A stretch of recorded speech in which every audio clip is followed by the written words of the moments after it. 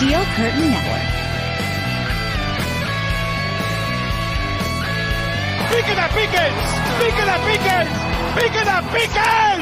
What is up, Pittsburgh Steelers fans? Welcome back to another episode of the Steelers Preview. I'm your host, Jeff Hartman, joined by my co-hosts, Bryan Davis and Dave Schofield. What's up, Bryan? Hey, my friends, how are you? Good to see you. What a beautiful rainy night, but hey, next time we talk, it's March. That's true. No, it'll be the 29th. No, it's It's a leap year. Damn, leap year. Actually, see, I set you guys up for that. I knew exactly what I was doing there. See? Nice. Dave, what's up? How's it going? Well, if you would have listened to Steeler Stat Geek to start the month, you would know that I said, hey, there's five Steelers Stat Geek. There'll be 5 Steelers previews in the month of February. You won't get this again until 2052. So take advantage of it now, Steelers fans. Wow. If I'm here in 2052, that means, wow, I'm going to have a long That means we're having a really good time. That's what that means. Podcasting money should be good by then, I would imagine. Yeah. But nonetheless, So here we are on this 22nd of February, and it's been a rather quiet week for the Pittsburgh Steelers. There's been some rumblings. There's been some, I guess you would say, minutia in terms of the coaching staff. Let's start there. I found it really fascinating. Dave wrote the article for SteelCurtainNetwork.com about how lopsided the coaching staff is right now. To me, this screams they're going to be adding coaches on the defensive side. But my question is, with 10 offensive coaches and 6 defensive coaches, what are they waiting on to bring in these defensive coaches? I just don't understand that. Bryan, what's your take on the coaching changes or promotions in Mike Sullivan's case? I think they are waiting for the fog to clear. And I have a feeling that they might have some feelers out to some high-profile guys that could be maybe assistant defensive head coaches, like 2 years ago with Brian Flores. It could be something like that. There's a prominent name out there like Mike Vrabel, and that might be one of those it might be one of those things. Remember when you're like in your mid-20s and you had a friend and you didn't know, you guys were married when you were 12, I think. But for those that did not have your soulmate early, you're like, hey, we'll wait and see if neither of us are married by the time we're 40, we'll get married. They might be doing that with a guy like Mike Vrabel. Someone said Mike Vrabel's going back to Wisconsin and he's going to help that program. I don't know if there's truth to that or not. I heard that. Was he a coach at Wisconsin? Did he play at Wisconsin? Where did he No, play? Ohio State. Ohio State? Someone said somehow he was connected to Wisconsin. I don't know. Maybe I'm wrong. I don't know. Maybe it was, I might have heard something about Ohio State, maybe, but that just doesn't I don't know. I mean, it kind of depends on what you want to do. He's still getting paid. I mean, yeah. Yeah. I mean, Cliff Kingsbury, when he was fired from the Cardinals, he went to Asia and didn't talk to anyone for 2 years. Basically, because he was making like $50 million to do nothing. Well, hell, might as well jet set around the world. Dave, what's your take on the coaching staff? Well, first of all, I wasn't that young when I got married. I was 25. And I kind of had an arrangement that I thought that potentially was something. You had an arranged marriage? No. When Bryan said, "Oh, hey, we're 40 and not married," I had a friend that that was kind of something that was in the back of our minds, but instead we decided to get married sooner. But anyway, what was the question? Oh, defensive coaches. I've been saying that was one of my dream things with Mike Vrabel. I'm not banking on it because. If you do, you could drive yourself crazy if you think it's definitely going to happen. It seems like it's something that, although it's possible, it's not likely. But I also feel that was the same thing with Brian Flores. I thought that was possible, but not likely. And then it happened. To me, if I look at the defensive coaching staff, where I would like, let's say you had 2 more positions, you're going to say 2 more defensive coaches.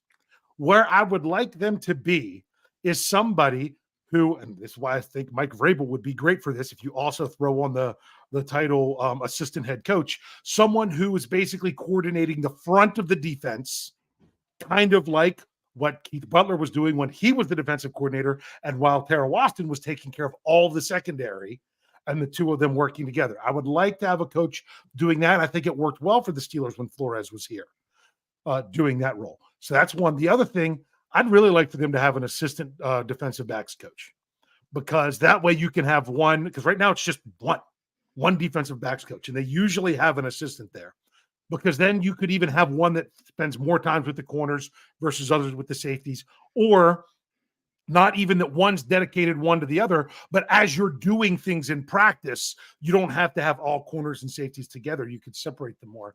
But maybe the Steelers are getting more into a corner safety blend type thing, blurring the lines, aka Patrick Peterson. Not that he's an answer for 2024. We'll still have to see how that plays out, but kind of like how he was last year. I don't know, but I would like to see another, even though Terrell Austin is a secondary guy himself, I would still like to see somebody else as an assistant with that group, because that's just an awful lot of guys.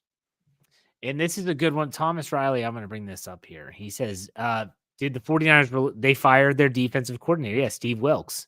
And he's a guy that maybe the Steelers say, hey, if you have the itch to still coach, he could possibly fill one of those roles. He's got a lot of experience as a head coach. He was an interim head coach, I think, for, was it the Carolina Panthers? Maybe. I think I can't remember. He had an interim job, and everyone thought he was going to have a legitimate shot of making, being the head coach, I should say. But still, yeah, that's an idea. I don't know. It's just really weird for me that it is so lopsided. I'm really happy with the changes on the offensive side, though. Like, while we say, like, where's the defensive coaches? I love that they kept Sullivan. I'm sure he's going to be like a good bridge for Arthur Smith. He knows the skill sets of the players that have been on the roster, and he'll be a good resource for Arthur Smith in that regard. They bring in some other good resources, hopefully with other offensive assistants. Hey, what they were doing wasn't working, so let's change it up and see if that helps. That's my theory on it. Let's get the super chat here. SteelDog88 gives us $5. Thank you very much for that tip. We appreciate it. He said, after his release, do you think Cody Whitehair would be a potential free agent target for the Steelers? I had to look it up. Cody Whitehair is a Bears guard. Yeah, I was just looking it up too. Yeah, pretty good player. Anytime in free agency, it's not so much what Bryan always says. He laughs at when people say with what money. You do have to wonder how much is the asking price going to be. Not that the Steelers couldn't manage the cap or do whatever they need to do to make it work, but if he's a high profile guard, first, do they need him? Can he play center? I don't know. And second, how much would he cost? But Bryan, is that name on your radar at all? It wasn't until he was released. But now he would be. Yeah, he's definitely a good player. But you're right. Does he fit where you want to go? Do you look in the future and say, okay, there's only 1 year left on number 78's contract? So, you look at a guy like him. You go ahead and you keep on looking down the line and trying to figure out where they're looking at, not just this year in 2024, but where they're looking at after 2024 and 2025, and see if you can make it work. If you can't, I mean, it's just like this. When you're shopping at the supermarket and you're looking at anything, you pick up the price, and not only do you say, well, that's too expensive, or you say, I can afford that, but what's my schedule look like this week? Do I have stuff in the fridge that needs to be cooked first? Better fire up the Oklahoma Joe's grill right there, Jeff. Yeah, there you go. Yeah. I mean, like, do I have a need for this right now, or is it just a luxury that it might spoil in the fridge? That's a good analogy. I actually like that one. Yeah. Dave, any comment on the Bears guard that has just been released? I mean, outside of very team-friendly contracts, like veteran salary benefit contracts, guard is not a position that I'm really willing to spend money on. Now, if they decide that they're going to release someone like a Nate Herbig, who, he's due $4 million this year. That's how much they could save. I'm not saying they should release him. I'm just saying $4 million is an awful lot to pay your reserve across the line. On the interior, that seems like a good bit. But guard doesn't seem like something to do now. Because if I were to bet, if you were to ask me for one player on the Steelers this year that gets a contract extension, my first choice would actually be James Daniels. Because he's going into the last year, and it just seems like it would make sense. He's young. He's 28? I think he is maybe. To extend him. And I know some people are like, well, Daniels can play center. I'll be honest with you. Daniels could play center. If they were interested in having him play center, then they should have thought about it some last year. So that's why I think center and tackles are better. They'd much rather. I love what they have at guard right now. Sam Malu locked in for 2 more years. Maybe look to add 2 more years on top of Daniels to what he has with his 1 year left, and be good to go at the interior. Especially if you hold on to someone like Herbig, who could hopefully hold it down if there's ever any problems with those guys. Bryan, I just want to say something smart alecky to what Dave just said about James Daniels, and I agree with him completely. But that's just like saying that, yeah, James Harrison could be a long snapper, Yeah, just because he's done it. And when you call on him to do it, you're in the stands at the Giants game in 2008 going, oh man, they blew that game. And I was in the stands when that happened. So yeah, I mean, just because it's on the resume doesn't mean they excel in it.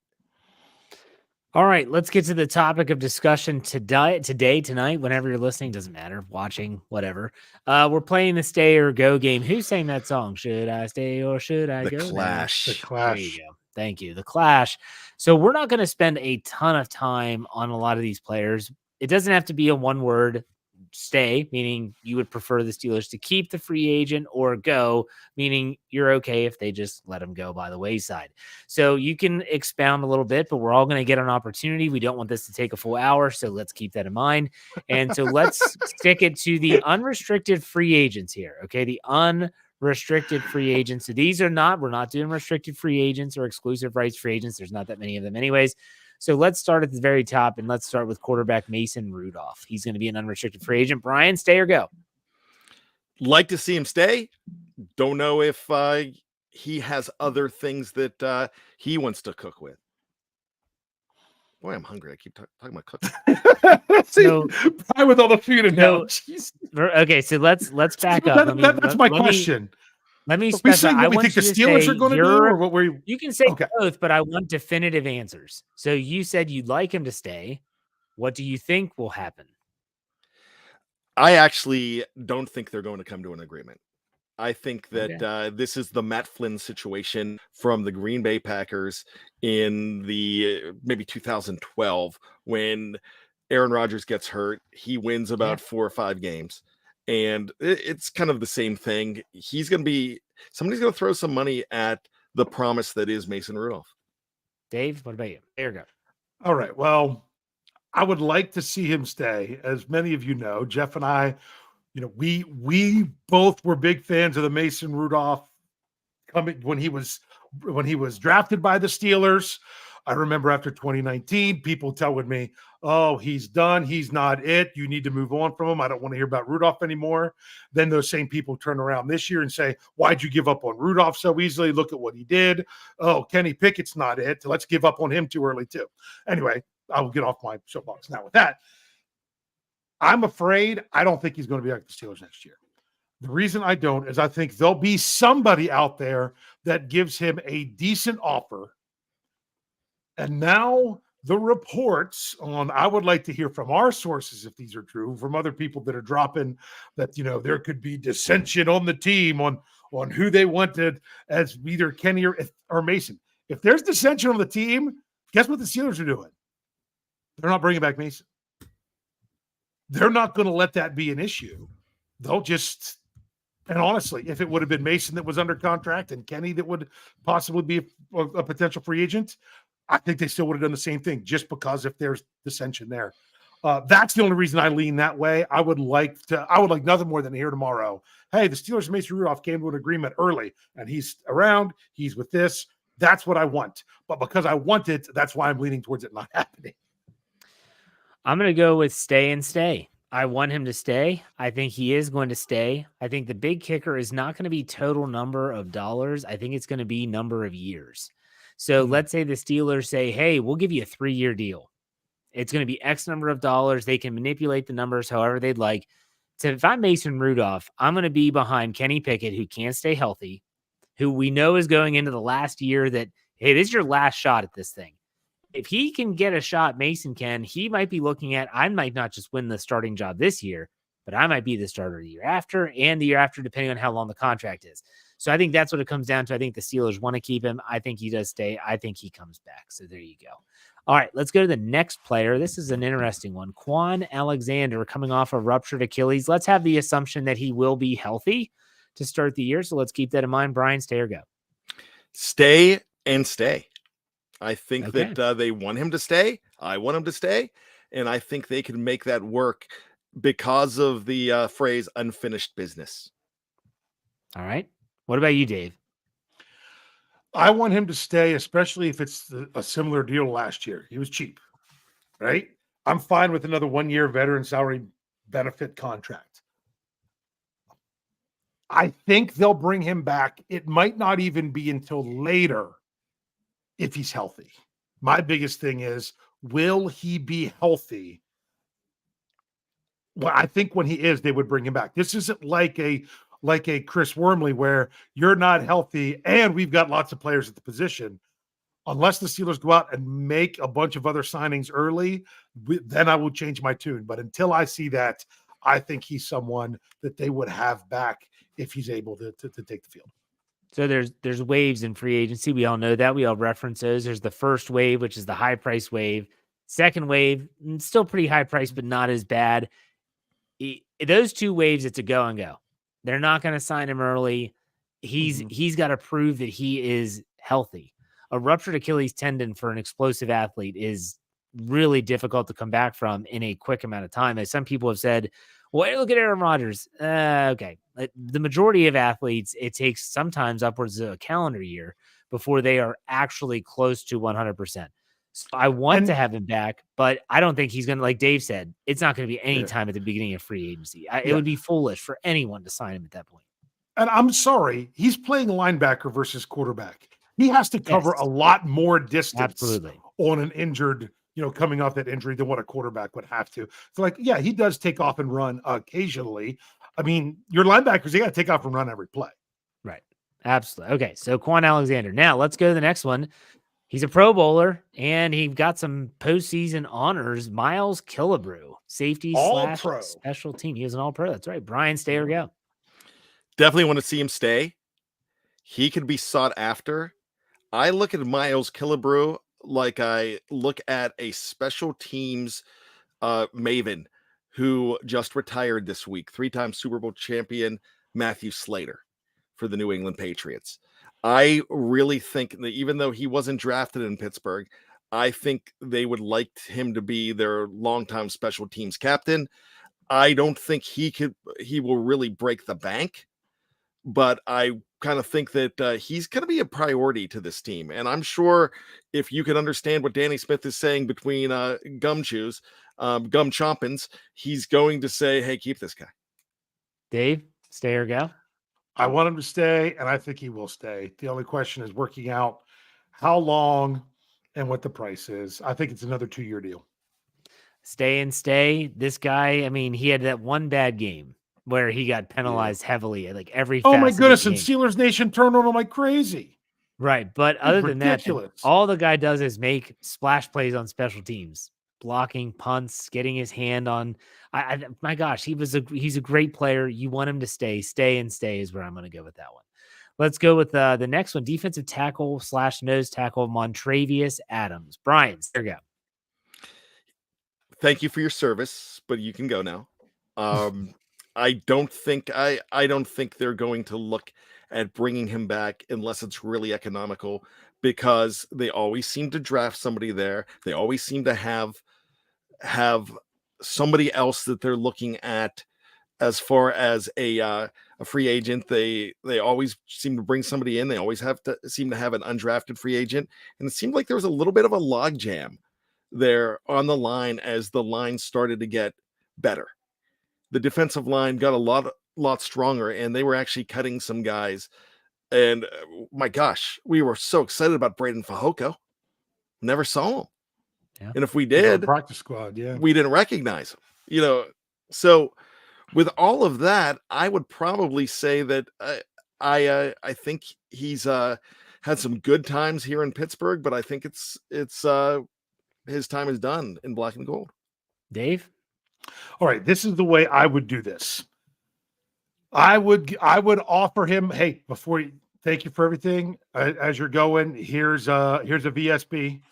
That's what I mentioned before, veteran salary benefit contract. Now, for those of you that don't understand what that is a contract where you get paid because you have so many years in, you get paid those years. It's a 1-year deal.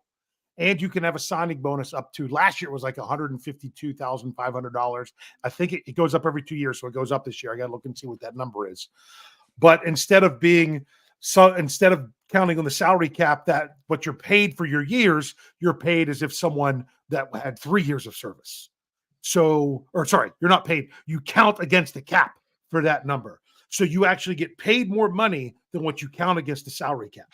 That's the reason teams like to do it, even though they can pay you more. It helps them with the cap. I say you offer him that.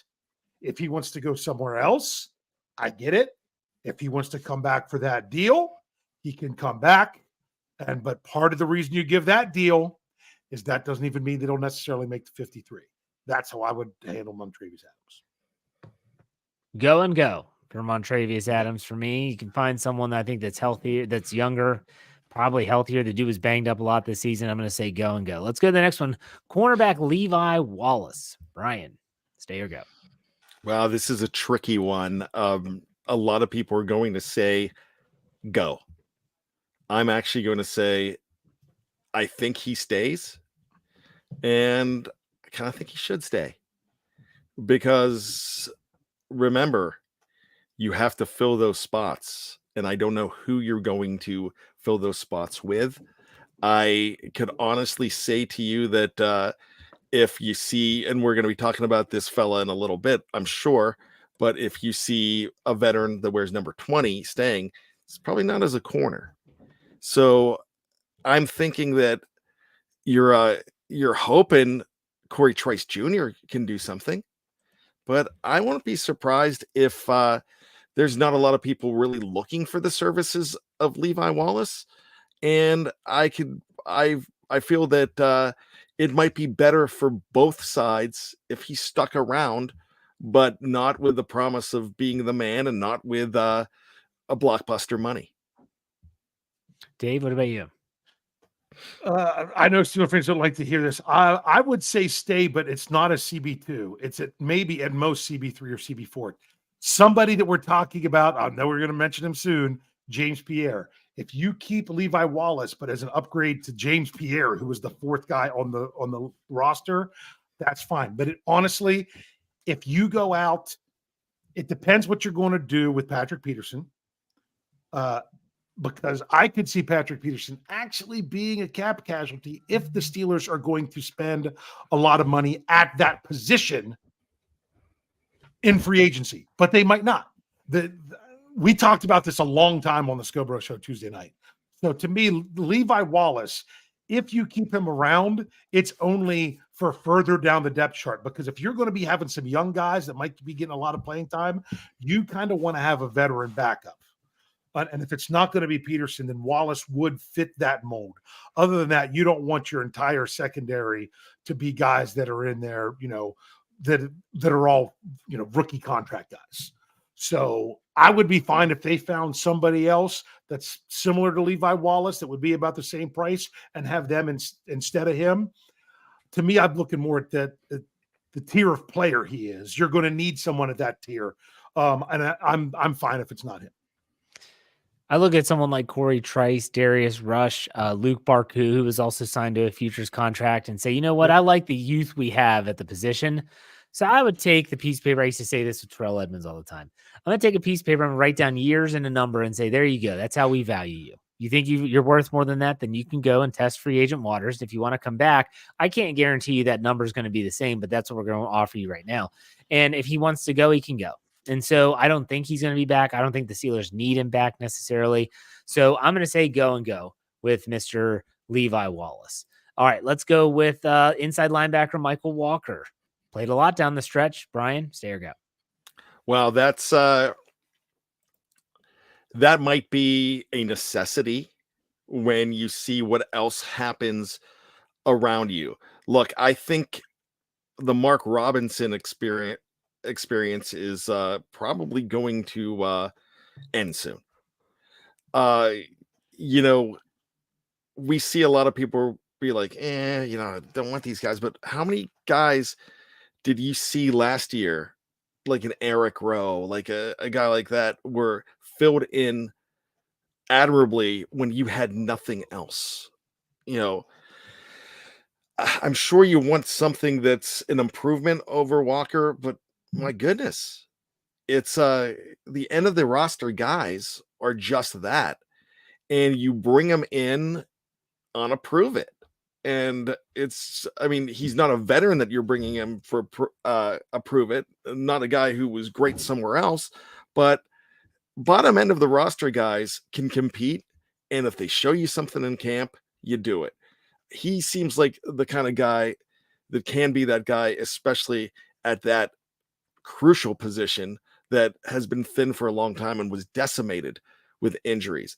Remember one thing. That was a terrible injury from Cole Holcomb. And when did it happen? November 2nd. So you don't even know if this guy's going to be ready either.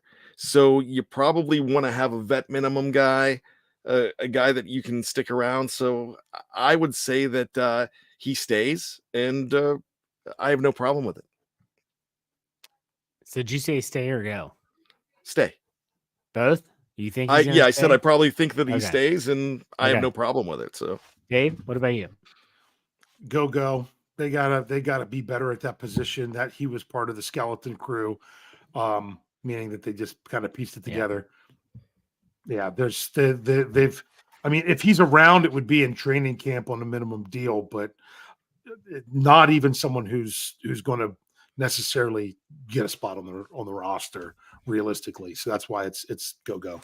Yeah, I agree. Go. If anything, it's a post-draft signing. If they don't fill the need or get an undrafted rookie free agent, something along those lines. Let's go to the next one. Wide receiver Miles Boykin. He's a blocker. We know that every time he's on the field, they run the ball. So, Bryan, what about Miles Boykin? What do you think?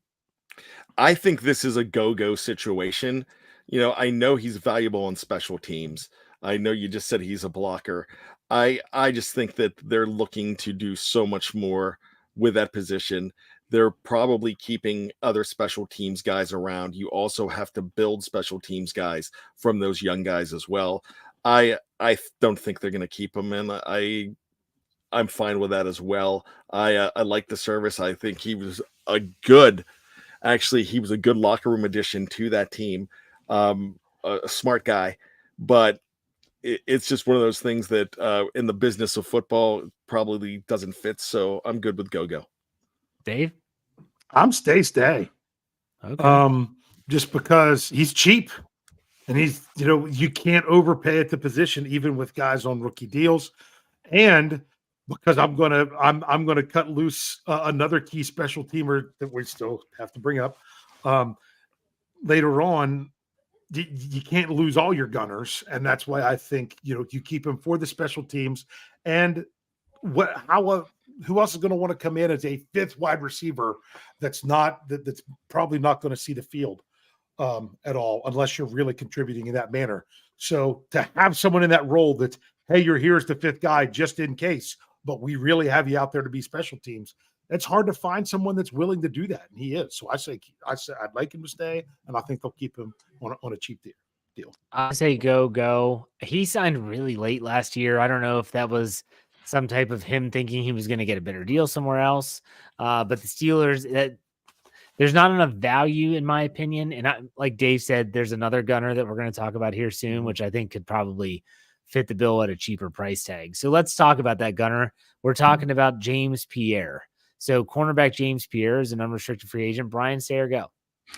I think stay. I think I think they're married to each other for what he provides. You know what you have in him. You know you can trust him if you have to break that glass in case of emergency. You're not going to be raving about it, but you know that you can get by. You know there's going to be some things that you're going to wish you had back. There's going to be some penalties you don't like, but there's also going to be some plays out of him. He's at the end of he's another 53-man guy, but what he does on special teams is really, really valuable for this team. Dave, what about you? See, this one, I'm go, and I'm go because not even that I don't think he won't be on the roster. The 90-man roster. I think he needs to go from the 53. I think continually keeping guys that were a great story, you pick them up, it's an undrafted free agent or a late round draft pick, and see how they develop and everything. And honestly, they need somebody else they can call on at cornerback that can just play special teams. I'd much rather see a Luke Barku. I'd much rather see a Corey Trice or a Darius Rush, because he would have to beat out 2, if not all 3 of those guys. And I just don't see it happening. I think they can replace him with one of those 3 to work out, and they'd be better off. Yes, I have stay just because I said go with Miles Boykin. I think they keep one or the other. And Boykin might make more sense when you look at the depth chart and look at the wide receivers on the roster and things like that. We'll see. Let's go to the next one. Marcus Golden, outside linebacker, played sparingly when TJ Watt and or Alex Highsmith were not in the lineup, but he was a good locker room guy too. Bryan, what do you think? I want to see him stay. I think he's going to go. And I think he was finally the guy that they needed as that third outside linebacker, that pass rusher when Watt needed a breather, when Highsmith needed a breather. But now you have the emergence of Nick Herbig, who could probably fill that number 3 spot real well. And they're probably not going to throw the money at him that he kind of deserves. So I would think that they'd like to try to keep him, but he's not going to be the priority that he should be. And he really doesn't have to be that priority either. I love the guy. I think he was great for that team last year, and he knew his role. That was even better. But with Nick Herbig there, it's the financials are not going to add up for what both sides need. Dave? I'm, for different reasons, but I'm with Bryan on the stay go. I would like to see him stay. I don't think he will, because I think if he does, it would have to now be as probably the 4th outside linebacker, because they would want to kind of move Herbig along to that. And the biggest reason I say that it's a go is he was a healthy scratch against the Patriots last year. And the reason he is they actually had, was it Kyron Johnson from the practice squad get a helmet over Marcus Golden, because he doesn't offer anything on special teams. And if you're really wanting to bring Herbig along, then the other people that would get a helmet on game day at outside linebacker also needs to bring it on special teams. So that's why they needed him, because you don't bank on a 4th round rookie as being the guy.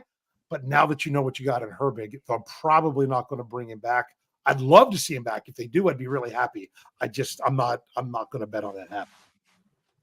I'm going to say stay and go for a lot of the reasons that you all mentioned. It's just Nick Herbig's going to be expected to take that next step. And if they're looking for a 4th pass rusher, they probably don't need to pay him as much as they would have to pay Marcus Golden. Let's go with Chandon Sullivan next, cornerback. What do you think, Bryan?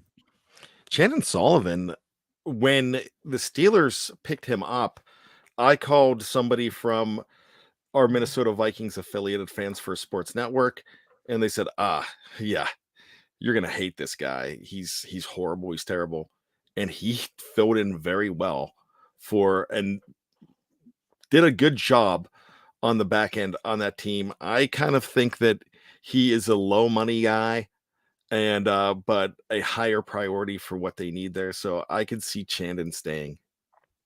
Okay. Dave? Yeah, I'm going to say stay because I felt he got better as the season went on and he got more used to things. Made some nice plays off the edge. He batted down balls when he was blitzing off the corner a couple times. That was pretty nice. And I think he will be the right price for the Steelers because although he played well for them, he wasn't flashy enough that I think a lot of people around the league were like, oh, yeah, let's get this guy. So I think the price will be right. And therefore, especially if they're going to have other potential things they want to do at corner, I think he's a good one to then stay. So you have someone that can play that nickel spot.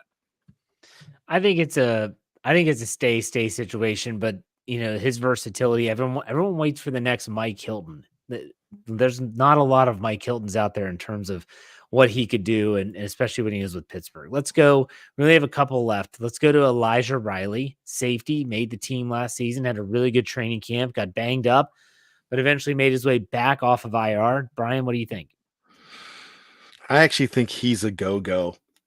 There was a lot more. I know he got banged up, but there was a lot more promise in the off season last year before the season started, in the preseason, getting ready.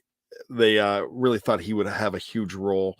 I think he was a disappointment as far as everything went. And I think with what they're planning to do at safety, they have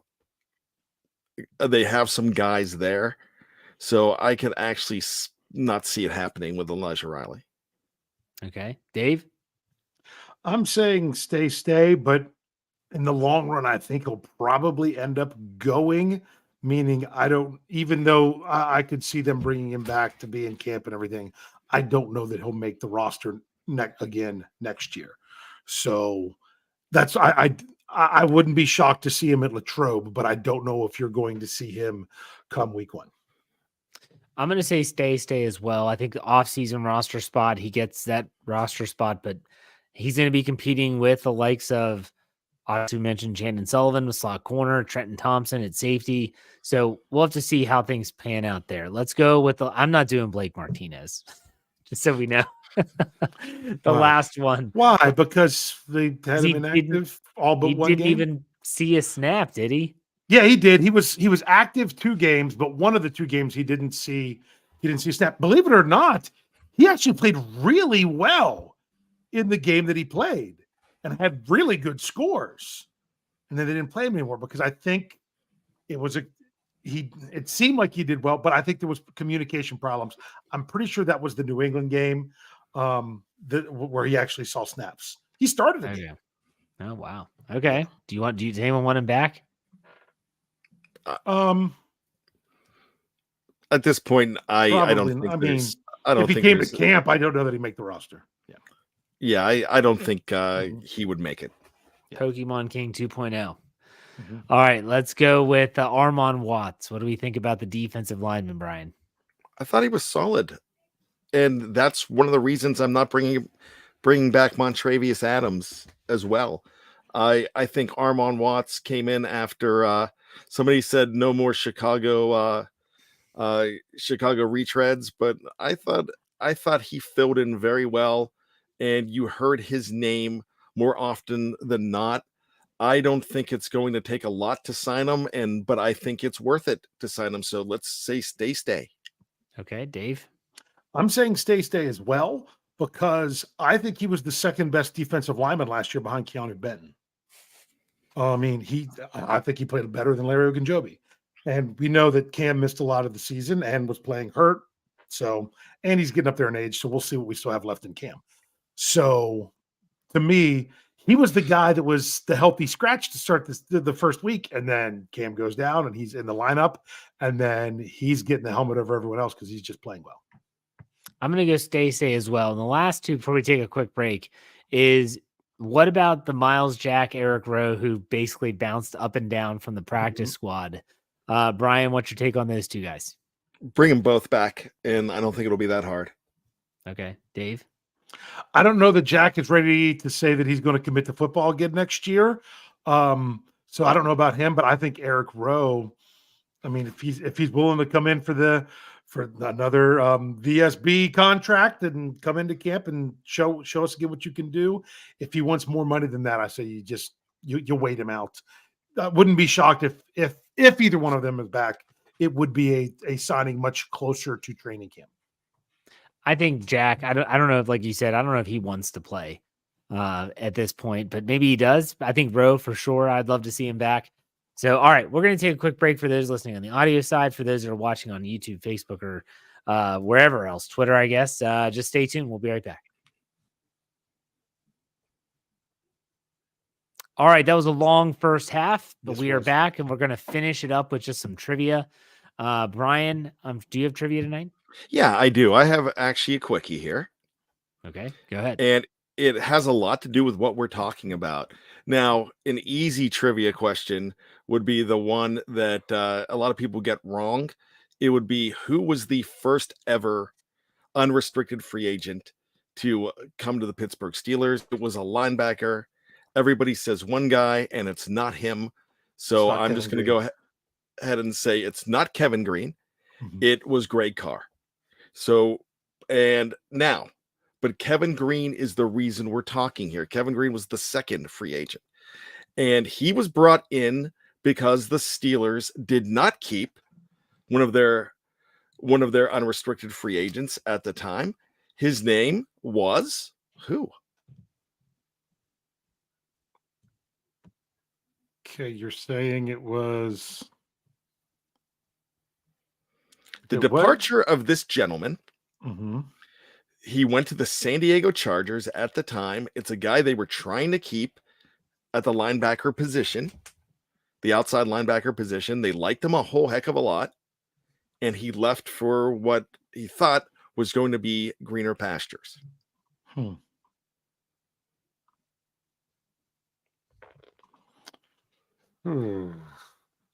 have no idea. We do not have an answer from the live chat.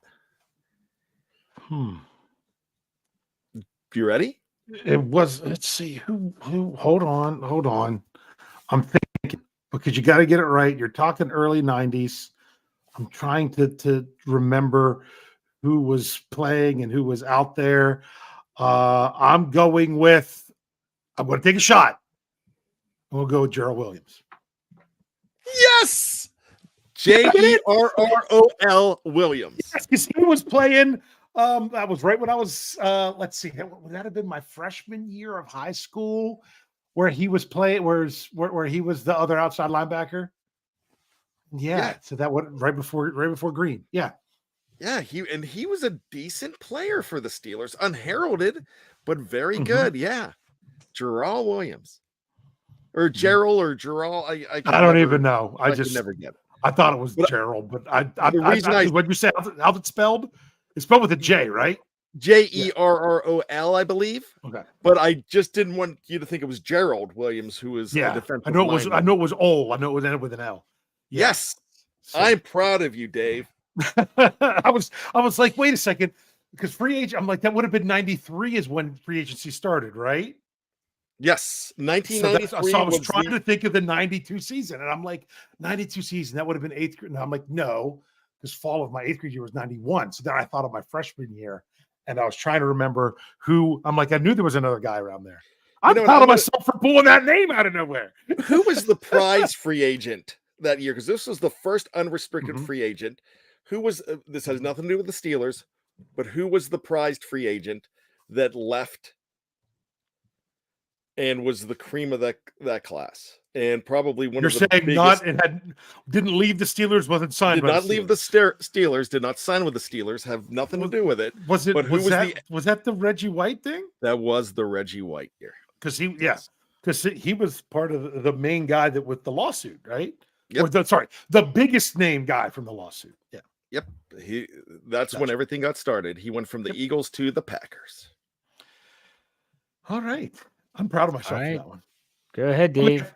Hopefully these won't take too long. I got a few questions. All right. This is okay. I was going to shout it. Jeff wouldn't understand this because it would have been from Bryan would understand a Friends reference. This is it's all relative.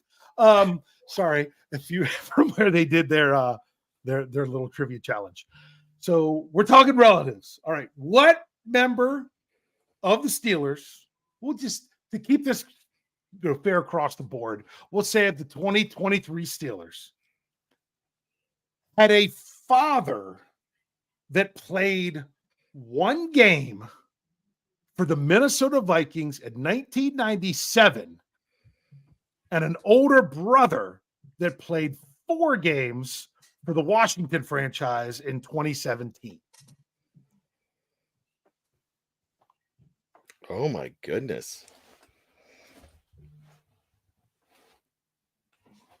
I don't have a clue. This is great. We might have to ask for hints on this one. Jeff, do you know it? No. We talked about this player before we got into the potential free agents. Both his father and brother, both of their first name was LaShawn, but it was LaShawn Jr. and Sr. LaShawn Daniels. His father, there's James Daniels. Wow. Father played offensive line. One game he appeared in for the Vikings in 97, and his brother was a running back who played for Washington. 4 games, had 3 attempts for 14 yards. So that's the first one. Let's see. The second one. Here you go. What player from the Steelers, still on the roster, had their uncle drafted by the Tampa Bay Buccaneers in the 10th round in 1985, played 5 years in Tampa and 1 year in Minnesota. And this uncle has the same last name as the player on the Steelers. I know it was a place kicker. You were correct. And I did not know this, but his name was Donald Igwebuike. Donald Igwebuike. He is, and I did not know that of Godwin Igwebuike. That name was so. I thought about this guy every time he played, but when he said Tampa Bay, that's what. Wow, I can't believe I got that one. Yeah, because if you thought about it, like with the last name, that's why I thought that was a nice little hint. All right, I got one more. Good kicker. One more. What's that? He was a good kicker. Yeah, he was. That's a pretty decent career for a kicker. It's not Gary Anderson like, but still, that's sticking around for a number of years. The last one is what player on the Steelers had an older brother, much older brother, not of the same last name, that played 7 years in the NFL from 2003 through 2009 for Philadelphia. Started with Philadelphia, finished with St. Louis, but played most of it for the San Diego Superchargers. And this player was a defensive back who started a playoff game against the Steelers in 2008, whose younger brother now plays for the Steelers. Who's the player on the Steelers? I could not tell you. Jeff, you got nothing? Nah, I've got nothing. Yeah. Okay, this player who in 2005 was tied for the league lead in wow, how did he have 2 of 2 defensive touchdowns? I guess one was a bump. No, he had 2 defensive touchdowns, but only 1 interception. That's weird. Okay, was it Gil Bird? No, it's not Gil Bird. He was a defensive back. I'll even give you the name of the player. The name of the player, his name is Clinton Hart. Clinton Hart. And he is the older brother by 18 years older than current Steelers safety Keanu Neal. Wow. Yeah, I would have not come That's close. like, yeah, I'm done with this. Okay, So- you know what? I'm going to jump in. I'm going to give Jeff a chance for some kind of redemption here.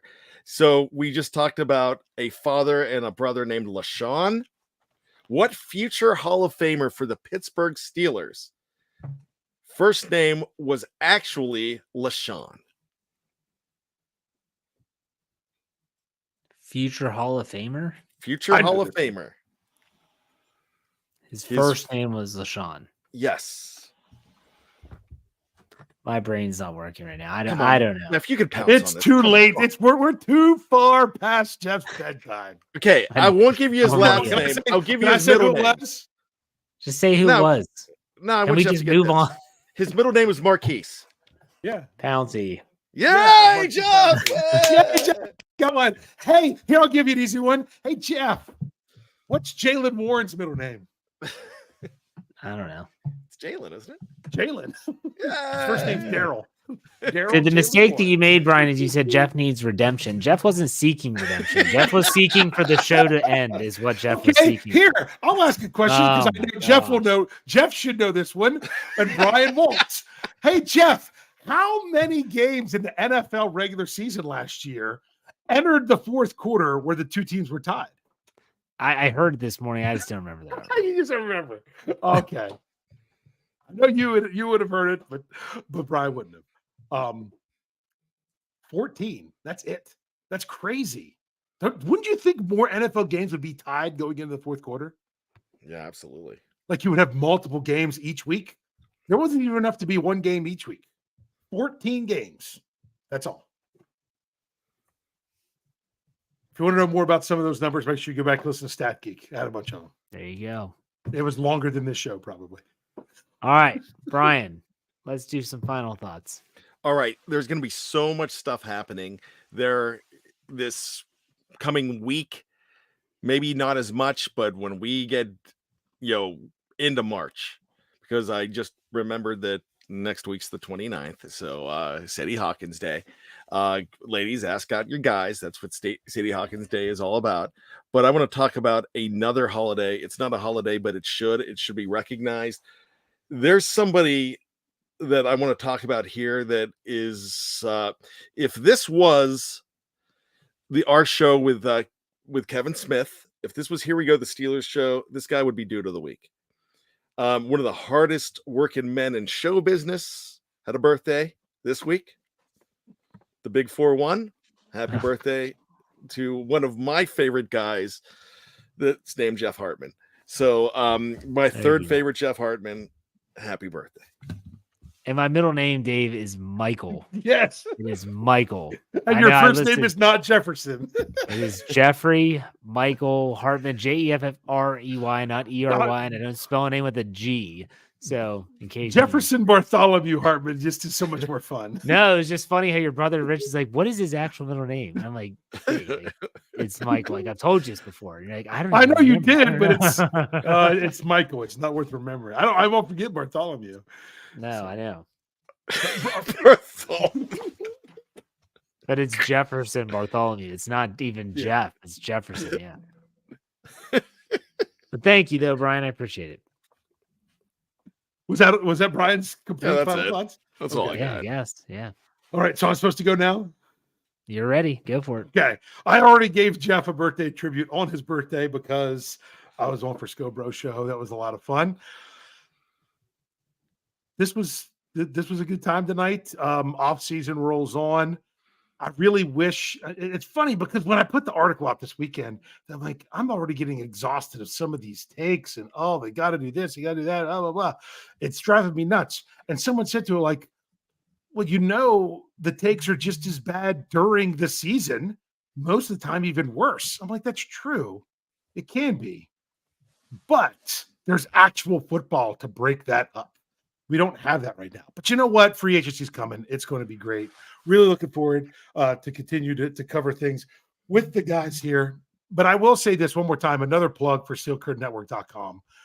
If you want to get away from just the typical, every time there's anyone ever rumored to go to the Steelers because their dog walker said that they had a black shirt on one day, so they must be going to Pittsburgh. If you're tired of that, come to SteelCurtainNetwork.com. If you want some good discussion and you're not dealing with a bunch of people and trolling and bots and everything in the comments, come to SteelCurtain.com. It's a lot of fun. It's a great place to be.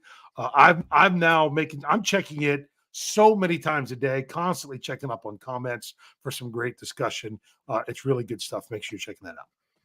And we have some new contributors that are going to be chiming in. So you won't just see Jeff Hartman and Dave Schofield's name under every article, because people probably get tired of reading it as much as we get tired of writing it. So that's the way it goes. All right. Good show, gentlemen. Dave, why don't you send us how you always do? Hey. We'll see you next week on another Steelers preview.